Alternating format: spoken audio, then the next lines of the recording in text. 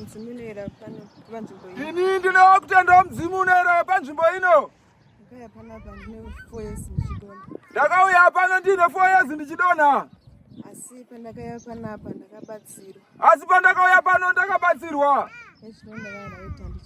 Iye zvino ndakaraiti handichadona. Ndinoda kutendawo.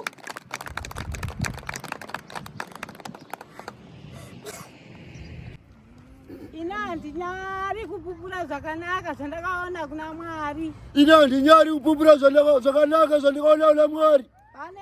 Pane Mwari wenzvimbo ineyi.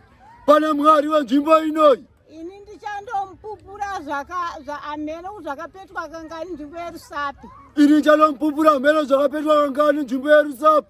Nechikonzero chokuti ini ndakauya ndikarapwa mabhonzo angu aingazi mabhonzo angu apera zvinobata mabhonzo izvi. Ini ndakauya ndikarapwa mabhonzo angu aingazi apera. Mabhonzo angu anga kunzi akutsikirirana. Mabhonzo angu aingazi akutsikirirana. Ndaenda kumadhokota makuru akati munoitwa operation.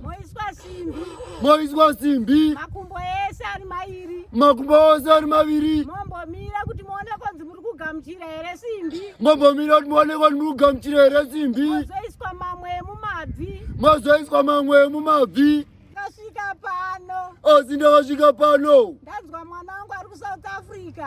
Ndanzwa mwana wangu ari kuSouth Africa. Akati zvazvanetsa kuchipatara asisi. Akati zvazvanetsa kuchipatara. Chimboenda iwe kuna baba Magirazi. Chimboenda iwe kuna baba Magirazi. Vokurusaka. Vokurusaka. Kana marasika munowafonera nhamba idzi. Kana marasika munowafonera nhamba idzi. Hatina kufona takangosvika paRusaka apo patangobvunza zvikanzi rambai muchidzika mozotenda munamwana pane bhazi. Tangosvika paRusaka apo tabvunza zvikanzi rambai muchidzika. Saka tasvika pano. Zviro kwazvo ndakarapwa nababa wari pano baba Magirazi. Zviro kwazvo ndakarapwa nechiremba chiri pano. Ndinonzwa kufara handina chandinogona chakuwapa nokuti handina mwana wangu hawana chawa. Ini ndinonzwa kufara handina chandinogona kuwapa nokutenda. Asi ndinoda kutenda baba Magirazi. Inini ndakugona kufamba ndisina panondirwadza.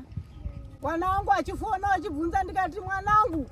Mwana wangu achifona achibvunza ndikati mwanangu. Ndawana zambuko. Ndawana zambuko. Kuti Mwari wenzvimbo ino ngaramba chienda kure nekure. Mwari wenzvimbo ino